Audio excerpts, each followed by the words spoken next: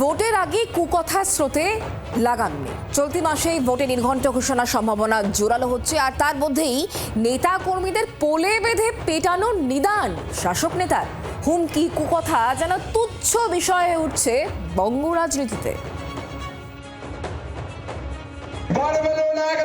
অঞ্চলের voter list থেকে একটা যদি বৈধ নাম্বার চায়, বরবেলুন 1 নম্বর অঞ্চলের এক একটা বিজেপি কর্মীর শরীর থেকে এক একটা হাত অথবা পা কেটে বাদ দেওয়া হবে। গত মাসে বিরোধীদের হাত পা কেটে নেওয়ার হুমকি এসেছিল বর্ধমানের এক তৃণমূল নেতার মুখ থেকে। এবার বিতর্কে সেই জেলারই আর এক যুব নেতা সাবির মণ্ডল। পোলে বেঁধে পেটানোর হুমকি। যেসব বিজেপির কর্মীরা বাড়িতে এসে প্রচার করতে আসবে তাদেরকে আমরা পুরো বেঁধে রাখবো, প্রচার করতে এলে পুরো বেঁধে রাখবো।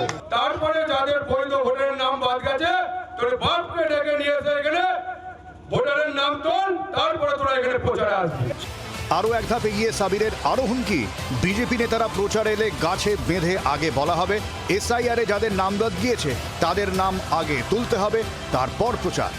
যে যে প্রকল্পের টাকা আমাদের রাজ্য সরকার পাচ্ছে না সেই প্রকল্পের টাকা যেন এসে আগে হাজির হয়। নাহলে আমি যুব প্রত্যেকটা অঞ্চলে যারা যুব সভাপতি হবে প্রত্যেকটা যুব সভাপতিকে বলবো যে বিজেপির লোককে ধরবে আর পিটবে, ধরবে আর পিটবে।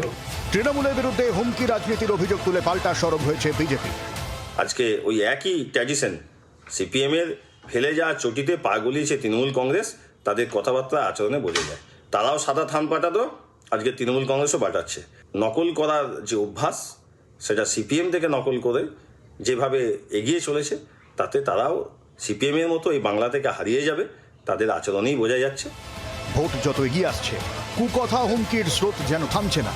এমন উস্কানি যখন নেতারা দিচ্ছেন তখন অনুগামীরা শান্ত থাকবে তো? রক্তপাতহীন ভোট সম্ভব হবে? বর্ধমান থেকে অরূপ লাহার রিপোর্ট, জি 24 ঘন্টা।